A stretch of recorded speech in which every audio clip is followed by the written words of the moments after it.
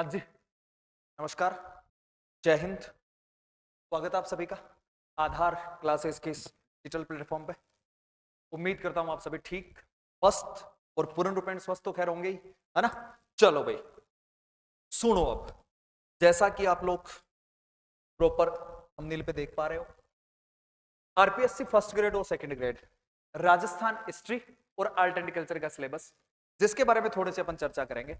Vacancies दोनों आ चुकी हैं, फर्स्ट ग्रेड भी आ चुकी है, सेकंड ग्रेड भी आ चुकी है, इधर रीट का नोटिफिकेशन भी आ चुका है।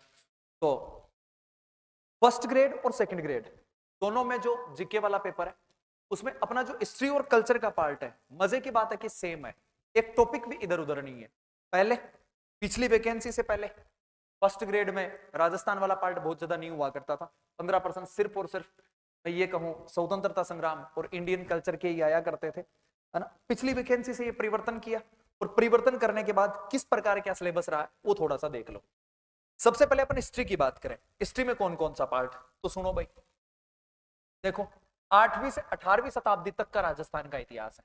8वीं से लेकर कौन सी शताब्दी तक का, 18वीं शताब्दी तक का। अब 8वीं से 18वीं शताब्दी में कौन कौन से, गुर्जर प्रतिहार वंश है, गुर्जर प्रतिहार वंश के अलावा और कौन सा है, अजमेर के चौहान। ये दो तो राजवंश आपको पूरे पढ़ने हैं, एक तो गुर्जर प्रतिहार पढ़ना है, गुर्जर प्रतिहार के बाद में अजमेर के चौहान, चौहान पूरा नहीं पढ़ना है, सिर्फ और सिर्फ कहां के चौहान की बात करनी है, अजमेर का चौहान। उसके अलावा फिर आपको दिल्ली सल्तनत के साथ संबंध, किसके साथ संबंध, दिल्ली सल्तनत के साथ संबंध। दिल्ली सल्तनत के साथ संबंध मतलब मोटे मोटे से 1206 से शुरू करने हैं आपको, है ना। अब दिल्ली सल्तनत के साथ संबंध कौन कौन से के, एक तो मेवाड़ के पढ़ने हैं आपको, ठीक है। उसके अलावा रणथंबोर, मोटे मोटे साके भी हैं साथ में, मेवाड़ वाला, रणथंबोर वाला, और एक किसके साथ, जालोर के साथ। तो देखो, गुर्जर प्रतिहार और अजमेर के चौहान तो कंप्लीट पढ़ने। फिर दिल्ली सल्तनत के साथ संबंध मेवाड़ रियासत के, मेवाड़ रियासत के बाद में रणथंबोर के, और रणथंबोर के अलावा जालोर के। उसके बाद में राजस्थान और मुगल, सल्तनत काल के बाद मुगल काल आता है, मुगल। और मुगल में क्या क्या पढ़ने हैं, इधर मेवाड़ में राणा सांगा, राणा सांगा के बाद में दूसरा महाराणा प्रताप, और महाराणा प्रताप के बाद में और आपके मेवाड़ के राज सिंह। इधर सल्तनत के साथ संबंध, और उसके बाद में सांगा, सांगा के प्रताप, उस प्रताप के, सांगा के बाद में प्रताप और राज सिंह। ये तीन पढ़ने हैं आपको मेवाड़ में। उसके अलावा आमेर के एक ही राजा पढ़ने हैं, मान सिंह। आमेर के कौन पढ़ने हैं, मान सिंह। मतलब बहुत राजवंशों में डिटेल में नहीं जाना अपने को। इधर मारवाड़ में आपको पढ़ने रावचंद्र सेन, मारवाड़ में आपको कौन पढ़ने, कुला बिसरा शासक रावचंद्र सेन पढ़ना है। उसके बाद में फिर आपको बीकानेर के एक राजा पढ़ने, राय सिंह। ये आपको राजवंश पढ़ने हैं। ये हिस्ट्री थी किसकी, राजवंशों की हिस्ट्री थी, ठीक है। उसके बाद में आ जाओ, फिर अपन बात करें तो दूसरे नंबर पे कुछ 5-7 सभ्यताएं भी हैं, है ना। कुछ 5-7 क्या है, 5 मोटी मोटी सभ्यताएं आपको पढ़नी है। आप ये कह सकते हो राजस्थान की सभ्यताएं, क्या सभ्यताएं। उसके बाद में आ जाओ भाई, फिर अपन बात करें तो ये प्राचीन में आ गई सभ्यताएं, प्राचीन राजस्थान में क्या आ गई, सभ्यताएं, सभ्यताएं।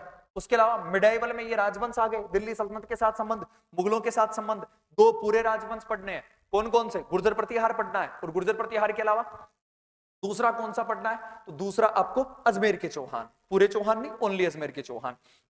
उधर सिर्फ रणथंबोर और जालोर में दिल्ली सल्तनत के साथ संबंध देखने। फिर आ जाओ उसके बाद में राजस्थान में स्वतंत्रता संग्राम का इतिहास, आजादी की लड़ाई का इतिहास।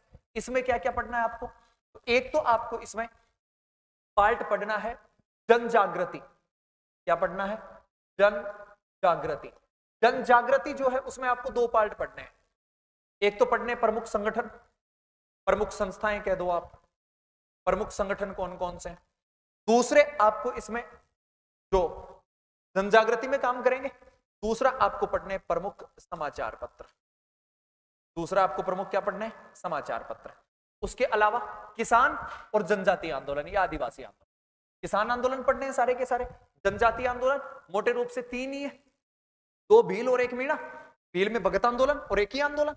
उसके बाद में आ जाओ प्रजामंडल आंदोलन पूरा पढ़ना है।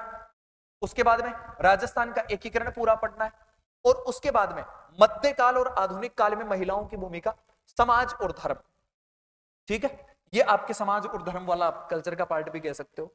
फिर उसके बाद में कल्चर वाले पार्ट में देख लो, कल्चर वाले पार्ट में धर्म में आपके दो टॉपिक, देवता और देवियां, लोक देवता पढ़ने हैं और लोक देवियां पढ़ने हैं, कॉमन है दोनों में, फर्स्ट ग्रेड और सेकंड ग्रेड। उसके बाद में वास्तुकला, यहां पर आप वास्तुकला कह दो या फिर आप कह दो स्थापत्य कला। अब देखो मजे की बात सुनो, मतलब मुझे फर्स्ट ग्रेड और सेकंड ग्रेड के राजस्थान हिस्ट्री कल्चर का सिलेबस इसलिए भी ठीक लगता है कि इन लोगों ने पूरे पॉइंट लिख रखे हैं कि आपको कहां क्या पढ़ने हैं। जैसे दूसरा मैं इसके एग्जांपल लूं, आप रीट एसएसटी का सिलेबस देखो, जब आप रीट एसएसटी का सिलेबस देखोगे तो उसमें एक लाइन लिखी हुई है राजस्थान के प्रमुख राजवंश, तो भाई साहब क्या छोड़ोगे उसमें, क्या नहीं पढ़ोगे उसमें, कौन सा पार्ट है जो कि आप छोड़ दोगे। इधर आपको साफ साफ बता रखा है कि भैया आपको दिल्ली सल्तनत के साथ संबंध पढ़ना है, बाकी नहीं पढ़ना है। फिर आपको मुगलों के साथ इन इन राजाओं के संबंध पढ़ने हैं, बाकी माथाफोड़ी मत करना, बाकी इधर इनके साहित्य में मत जाना, इधर इनके कल्चर में मत जाना, इधर राजवंश मतलब सब कुछ पढ़ना पड़ेगा आपको, है ना। वो राजनीतिक उपलब्धियां पढ़नी पड़ेंगी, सांस्कृतिक उपलब्धियां पढ़नी पड़ेंगी, धार्मिक उपलब्धियां पढ़नी पड़ेंगी, सबकी सब पूरी की पूरी पढ़नी पड़ेंगी।